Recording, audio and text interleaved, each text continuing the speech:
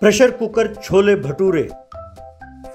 केशवपुर नाम के गांव में अमन मेहता नाम का एक गरीब व्यक्ति रहता था। एक दिन अमन गांव के सरपंच के पास गया और कहने लगा, सरपंच जी, इस साल फसल का नुकसान हो गया। मैं सोचता हूँ कि कोई धंधा कर लूँ। यदि आप मेरी मदद करेंगे तो मेहरबानी होगी। अगर आप आपके दुकानों में से एक दुकान मुझे दे दें तो।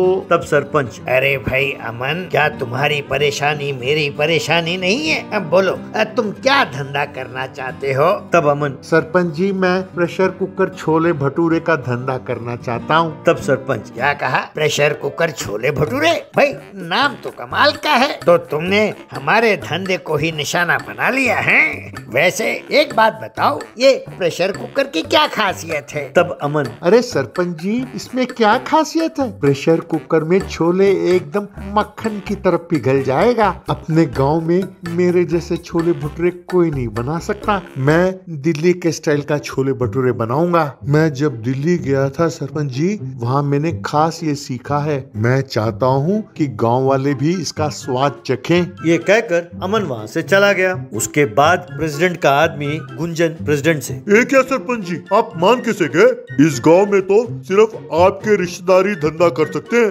अगर आपने यूं ही बाकी लोगों को धंधा करने का मौका दे दिया तो हम लोगों का क्या होगा सरपंच जी? तब सरपंच, अरे पगले, तुम मुझे कम मत समझो। अब अगर मैंने अमन को मना कर दिया होता तो वो रोता हुआ गांव भर में जाकर ढिंडोरा पीटता। वो कहता, अब सरपंच जी ने मुझे दुकान नहीं दिया धंधा करने के लिए, सरपंच जी ने मेरी मदद नहीं की धंधा करने में, यूं रोने का नाटक करता फिरता। अब अगर मैं उसको टरकाता रहा तब उसके दिमाग से धंधा करने का विचार ही निकल जाएगा। तब गुंजन ने ठीक है कहा।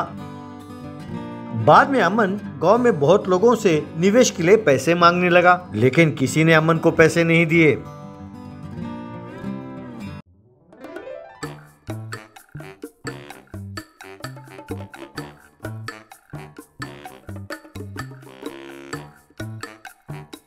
बाद में अमन अपने दोस्त ईश्वर से, यार मैं गांव भर में घूम के लोगों से पैसे मांगा, लेकिन किसी ने मुझे पैसे नहीं दिए यार। मेरे समझ में नहीं आता कि अब मैं क्या करूं। तब ईश्वर, वो ना हो यार, ये सब उस सरपंच का ही काम है।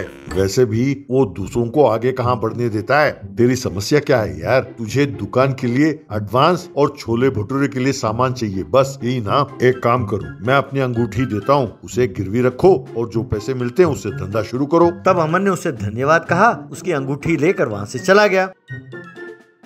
अगले दिन अमन वो अंगूठी लेकर एक साहूकार के पास गया, उसे गिरवी रखकर उससे पैसे लिए।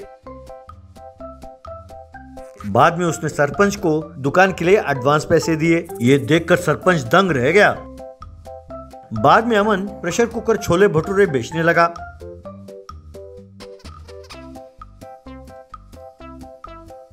उसके छोले भटूरे बहुत स्वादिष्ट थे, इसीलिए लोग राठौड़ के छोले भटूरे खाना छोड़ अमन के पास आकर खाने लगे।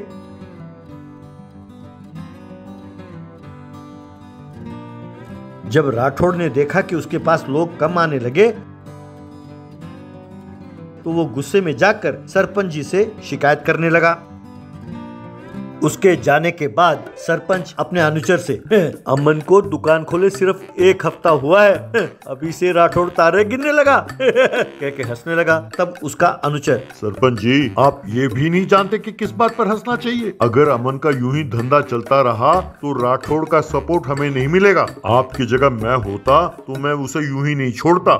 मैं उसके खिलाफ अफवाह उड़ाता कि वो सड़े हुए चने और कीड़े वाले मैदा इस्तेमाल करता है और उसका दुकान को तोड़ फोड़ के उसको यहाँ से भगा देता। तब सरपंच, तो कोई मामूली आदमी नहीं है, तेरा दिमाग बहुत चलता है, बहुत बढ़िया आइडिया दिया तूने मुझे। तो अब देर किस बात की, अफवाह उड़ाना शुरू कर दो। तब ईश्वर ने जाकर कुछ लोगों को अमन के साथ लड़ाई करने के लिए कहा।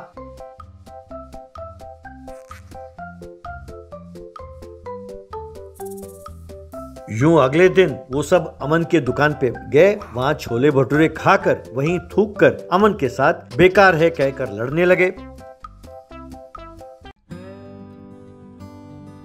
तभी राठौड़ वहाँ आया और, क्यों रे अमन, तुम मिलावटी सामान के साथ छोले भटूरे बनाकर सस्ते दामों में बेचते लोगों के सेहत के साथ खिलवाड़ करते हो। सुनो, तुम फौरन ये दुकान खाली करो, वरना हमारे हाथों पिटोगे। तब अमन, क्यों भाई, ये जो चालाक लोमड़ी है ना अपना सरपंच, उसको अभी से पसीने छूटने लगे जो तुम सारे चमचे आकर यहाँ पे शोर मचा रहे हो। तब राठौड़, क्यों भाई, एक तो लोगों को धोखा देते हो, ऊपर से ये बातें बनाते हो।